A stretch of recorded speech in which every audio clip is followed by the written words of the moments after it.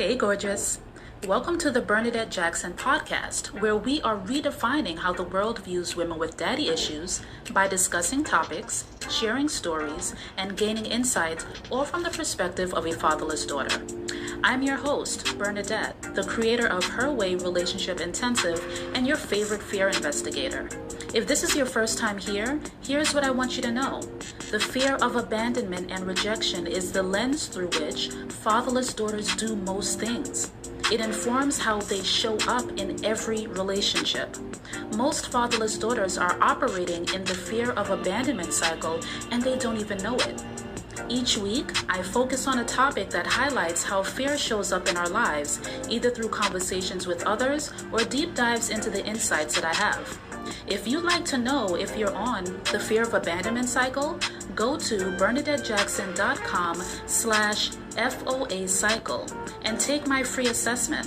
Again, that's BernadetteJackson.com/FOA cycle.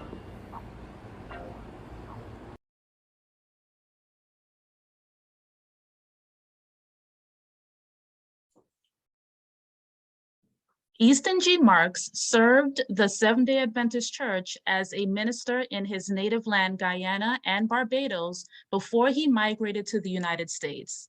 He's currently transitioning out of the pastorate of the Flatbush Church in Brooklyn to the headquarters of the Northeastern Conference to serve as the director of Sabbath School Ministries. Pastor Marks is a conflict resolution coach and an avid reader of history and political biographies. Spending time with his family and friends restores him for his work. His favorite Bible verse is Lamentations 3:22. It is of the Lord's mercies that we are not consumed, because his compassions fail not. I'm really excited that you are here today because I have always admired your relationship with your daughters. So I just want to thank you for coming onto the podcast to share a bit with us about your experience. Thank you. Thank you for having me. Of course. So tell me, how many years have you been a girl dad to your two daughters? Feels like all my life, but the journey began 29 years ago when Esther was born. And 3.5 years later, she got her sister, Ebony. And I have enjoyed, no hyperbole, every living day of it. Wow. That's amazing. I love that you've enjoyed every living day of it. I love that. So then what would you say that being a girl dad has taught you about yourself and about girls? One, for sure, I discovered how ignorant I was and still am about a lot of things that I thought I was quite knowledgeable of. Mm-hmm. My daughters have certainly helped to refine me. And as a professional minister, I think having them made me a better pastor.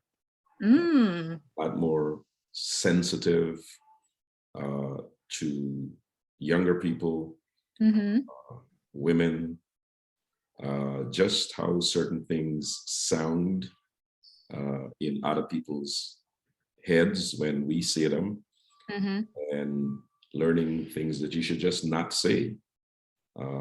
They would roll their eyes, make faces, and of course, when we're by ourselves on our way home, I'd get a scolding. I've learned, perhaps God gave them to me to make me humble and save me ultimately.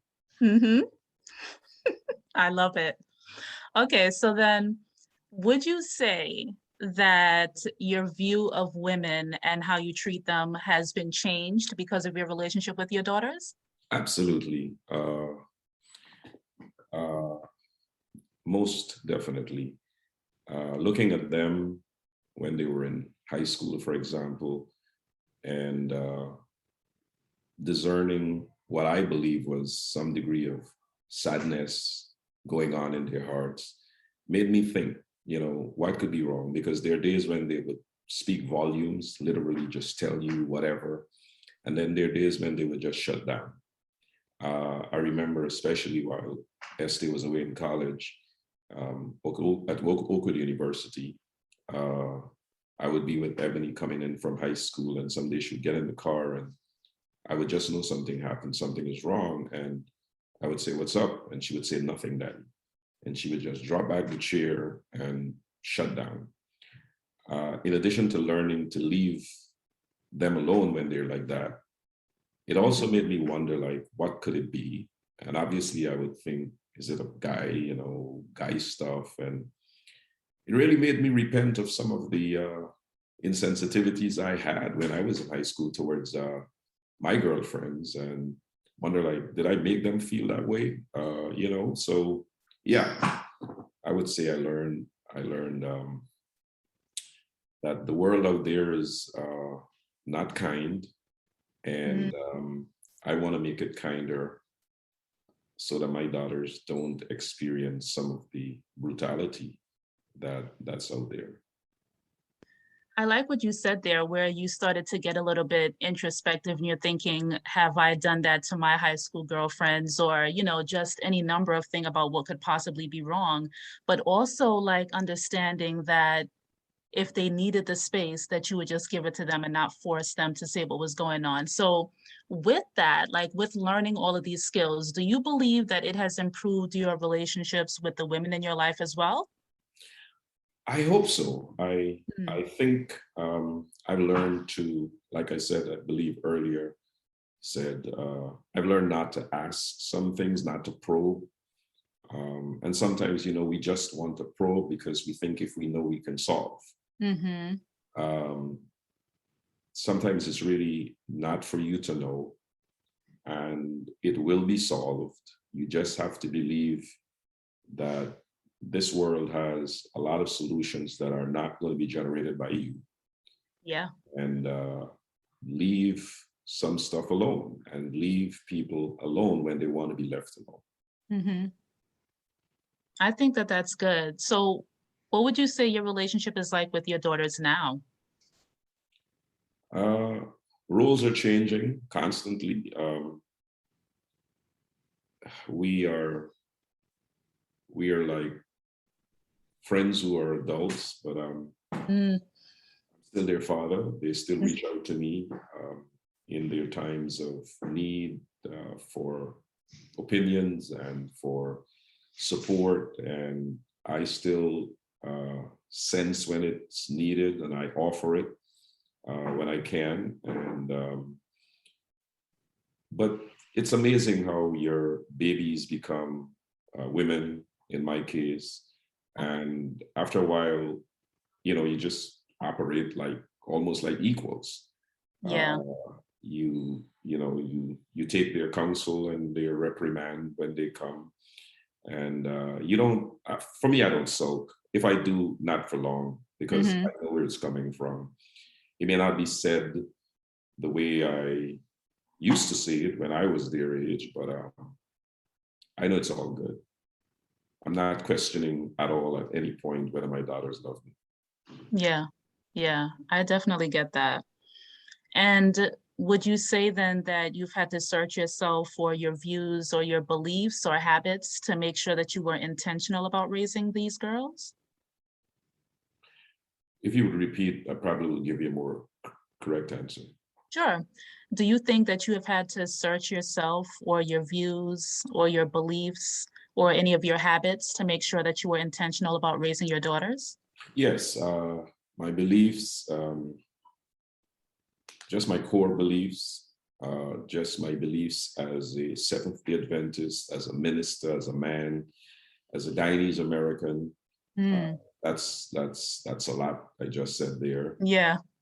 Living in the United States, raising two daughters in the United States, I've had to figure out some things through the rearview mirror and introspection, and make a conscious choice in some instances to change course.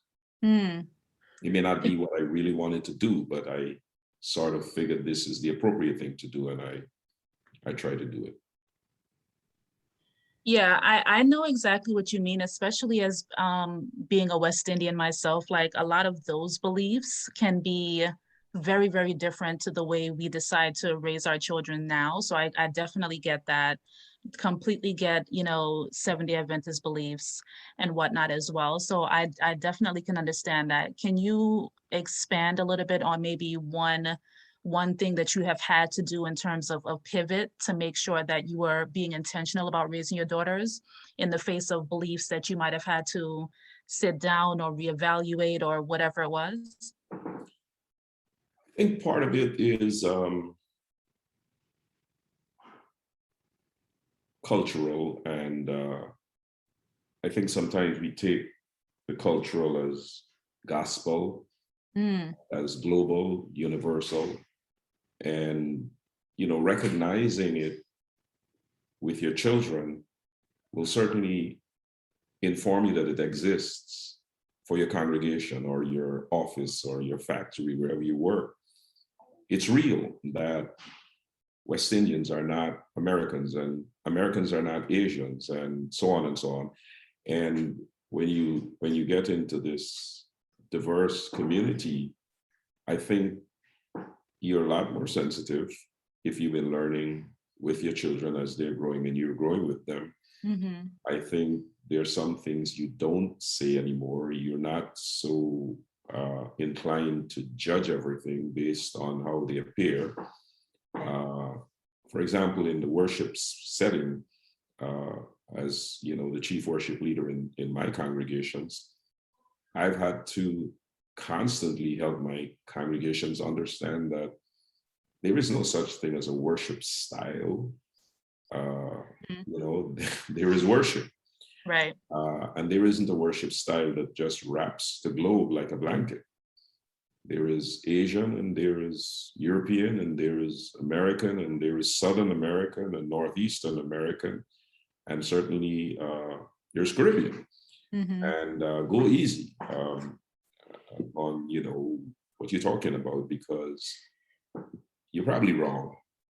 At the end of the day, you're probably wrong, because these things are not timeless and they're not universal. Mm-hmm. Okay. So what would you say your approach to raising your daughters has been? I think they would say I was quite a disciplinarian. And maybe I should just say what they would say, because that's probably what I was, who I was. But there was never a moment when abuse was possible. For me, I couldn't ever get to that place. I would time out maybe for longer than I should have said. But then, interestingly, Bernadette, I would always be hurt more than they would be by the timeout. And I remember saying, you can't watch TV for the week, and like on say Friday, and by Saturday night, I'm so sad. I know. And I would just find a way over to their room to say, Esty and Ebony, need to talk to you. And I'm sure after a while they knew once I got there, I'm repenting Right. that I did. But yeah, I've been a disciplinarian. I've learned some things from their mother. I'll give you one example is if it's past bedtime, typically I would come in from a meeting or whatever, and I'd look at the clock and I would say, Esther, it's past your bedtime. It's time for you to go to bed. And they would go because, I'm their dad. What can they say? They're young little girls. But one of the things their mother said to me at one point is, even though it's past their bedtime, it's probably better to tell them it's past your bedtime. It's time for you to start wrapping up. And in another 15 minutes or 20 minutes, you need to be wrapped up, as opposed to when you come in, abruptly, suddenly, everything just crashes. And I thought that made a lot of sense. Yeah, so I hope that answers to some extent what you're asking. Yeah, it definitely did. With the intentionality that you put into raising your daughters, what was it that you wanted them to learn about men as a result of their relationship with you? I wanted them to learn not so much about men. I wanted them to learn what they shouldn't accept, Mm, what they should never accept. I always told them, and now they use it back on me. You've got to learn to speak truth to power. And hmm. after a while, they started speaking truth to me. Uh-huh. And they would remember, they would say, truth to power, daddy, and what can I say? They would Right. love the doctrines that I preached. And I also wanted them to learn liberty, my liberty and your liberty. They might conflict, but it's a free country. Mm-hmm. When Ebony was younger, she would come and complain. The estate told her whatever, and I would tell her, just go back and tell her something.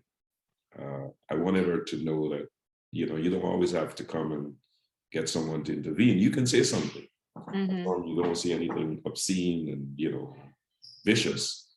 But it's a free country. Enjoy it. Tell her something, you know.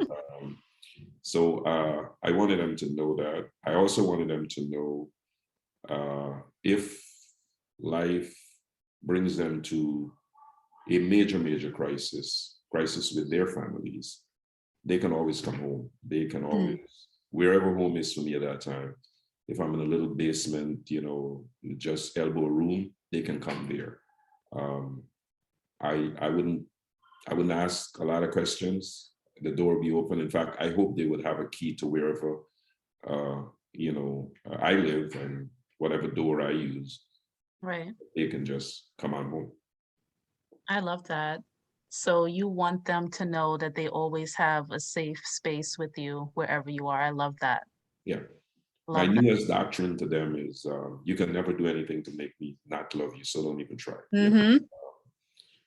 Uh, I remember first hearing that from another minister years and years ago. I wasn't married, I was a father, and he said he can't think of anything that his son would be charged with and be in jail for which he wouldn't bail him out. And I remember when he said it, I thought, really? Suppose he's charged murder or something like that. It's a horrible thing he did. Mm-hmm. Then I started to process it, but it becomes easy for you to get it when you have your child. When you get your first child, Right. you realize that there's no way under the sun, if you're sort of normal, you would say, let him just rot in jail. Right. That's not going to come out of you.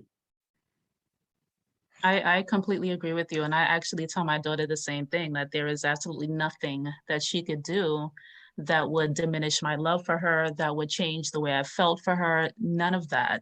There's no place she can go on earth that I would not come to find her if I need to. Yeah. So I definitely get that.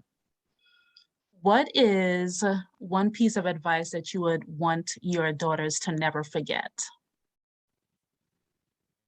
Before we get back into this week's goodness, I want to invite you to join my private Facebook community, H.E.R Coalition.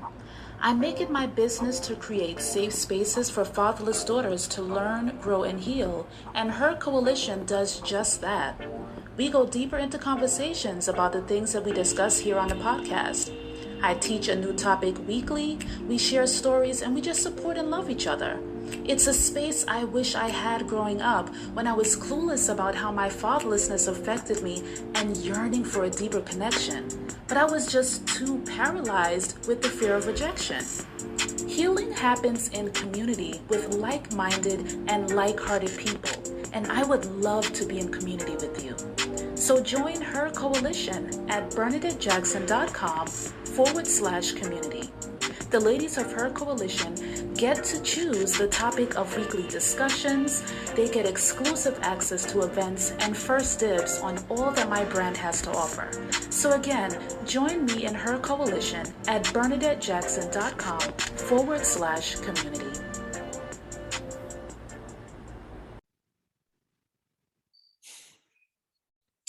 Well, I certainly hope they don't forget that family is the greatest gift, but it is not perfect, and it need not be perfect to remain the greatest gift. That's for the two of them as sisters. That's for them and their children and a husband. That's for them and their parents. That it is the greatest gift. It is never perfect, but it doesn't have to be. Yeah. You need to classify it and consider it the greatest gift of all. I agree. Is there something that you can think of that you feel like you could have done better as a father to your daughters? A lot of things. Yeah, I certainly wish I had more money to pass on to them, to put them right now in a so much better place. But that's not something I have. And so that's one. I also wish that some of the anxieties I probably caused inadvertently, albeit I didn't, Yeah. I'm sure I did. Because your kids mean so much to you, and at this stage in my life, they mean more to me, I think, than I look at them, I admire them. They're smart, they are sophisticated, and they could at the same time be silly. And but what else is there in this world that you can give everything for? Who else is there in this world for whom you can give everything? I have my Esty and my Ebony, and I know this is about my daughters, but I also have Esty's son, and I can't wait to have Ebony's son.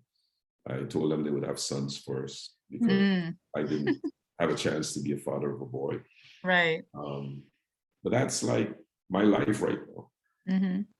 Knowing they're okay and their dreams are coming true, and I'm good. That's awesome. What advice would you give a girl who is growing up without her father?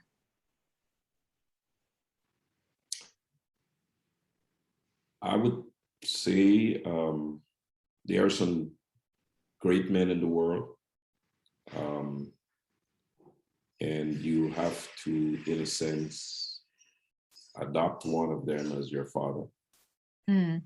Hopefully, he reciprocates in a really genuine way. Might be an uncle. And some of us pastors have played that role for some girls. It's like a shadow father. Yeah. And trust, even in this world in which that thing is disappearing because it has been violated. But when you find someone in whom you can trust,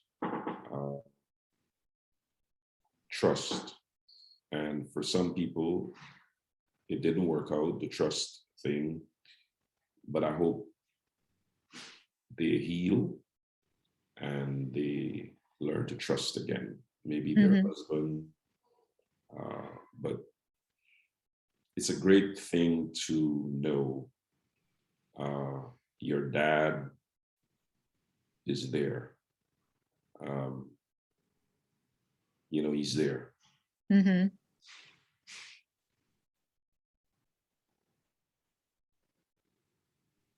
So when you're thinking about someone saying something like, she has daddy issues or this woman has daddy issues, a lot of times it's looked at negatively. What is the first thing that comes to your mind when you hear that or when somebody says that to describe a woman?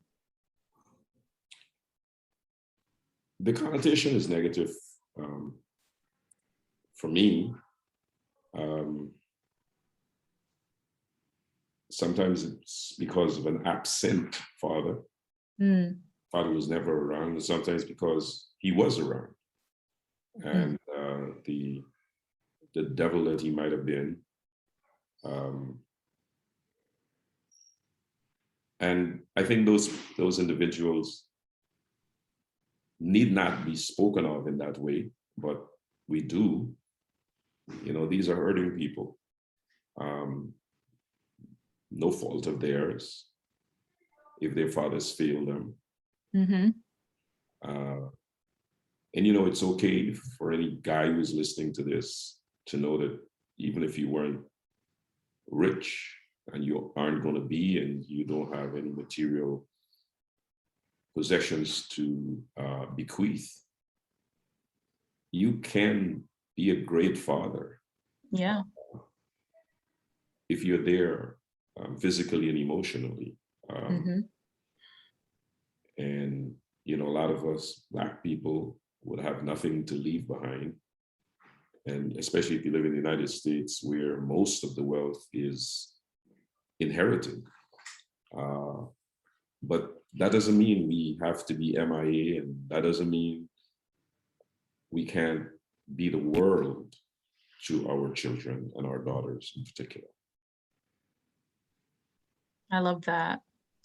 I like to end my interviews with Bernadette's Quick Five, and it's just 5 questions that I like to ask. So I'm going to give you a couple of seconds to respond. No answer is wrong, so you don't have to worry about what you need to say. You ready? Yes, I think. Okay. Okay. What was your favorite Father's Day gift?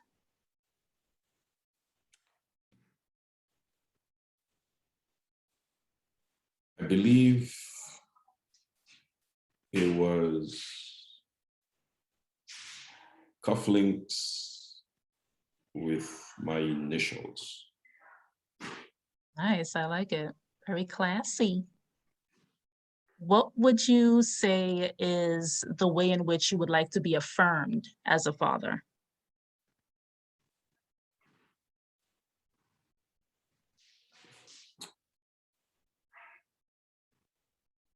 Not sure, quite honestly, but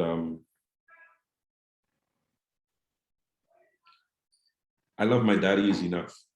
Okay. Would you be happy if your 18-year-old daughter brought home the 20-year-old version of you?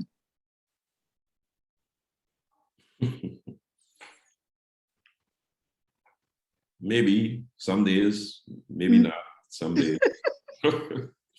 Some days I don't like me anyway, so. Okay, that's honest. And what would you say is your hope for your daughters? Well, first of all, I was always hoping they would have a pretty healthy life, normal life, as far as health is concerned, that they would stay in school, they would get a good, solid education. That's done pretty much, even though I'm sure they'll keep developing themselves. Now, I just want them to have a happier life than I've had. Just live and be happy, and continue believing the core values of Christianity. There is a God, he loves, Jesus died and is coming again, and live with that hope and anticipation of a better world ultimately, if this world is a place where you experience a lot of hurts and disappointments, that you don't live in despair. Yeah. Okay. Last question. If you can think back to when your daughters had their first date, what was the conversation that you had with the young man who was taking them out? I probably didn't have that conversation because I probably wasn't around, which was probably a good thing. What would you have said? I don't know. And my daughters may have written the statement for me to memorize so that I don't misspeak. I could only imagine how, guardedly they would have approached that. I would have been unleashed. Yeah. That's honest. That's honest. Okay. I like that. So you would have accepted this statement that they gave you and memorized it and said it, you think? Actually, I would have worked with the program, Okay. I love the girls, like I said, with all my heart. And, they're smart and they're good daughters. And they would have said, Daddy, I could hear that. Mm-hmm. When they speak to me like that, they sound more like West Indians, like that, and I know how that means daddy. Right. I really like when they say that, I know it's like, okay, Marco, pay attention. Mm-hmm. Pay attention. I love it. Well, thank you so much for coming on the podcast today and just lending me your time. I want to give you the opportunity to say one final thing, if you have it, before we end today. Well, if my daughters do hear this, I want them to know that I spoke the truth. Once again, every time I speak of them, I speak the truth.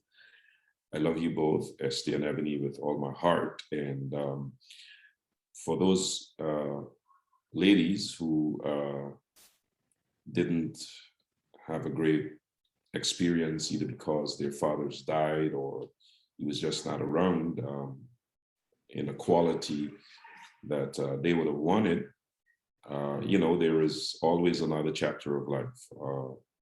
The book, as long as you're inhaling and exhaling, the book is still to be completed. There are chapters to go, and I don't think you should quit. You shouldn't give up on life and give up on men and give up on who you can be and what you can experience. For the men who are fathers, like I always say to the men in my church, stop it. If you're not fathering, stop it. It's not an option you have. Wherever your child is, however old the child is, make amends. Do the right thing. Apologize. Humble yourself, because Zsa Zsa Gabor wrote her autobiography and entitled it "One Lifetime Is Not Enough." That's all we have. That's all we have. We come to the end, and it would be that we were good fathers or we were not. And you want to be good father. I love it. Thank you so much for coming on. Thank you, Bernadette. Thank you for having me. No problem. All right, everyone. We will see you in the next one. Bye.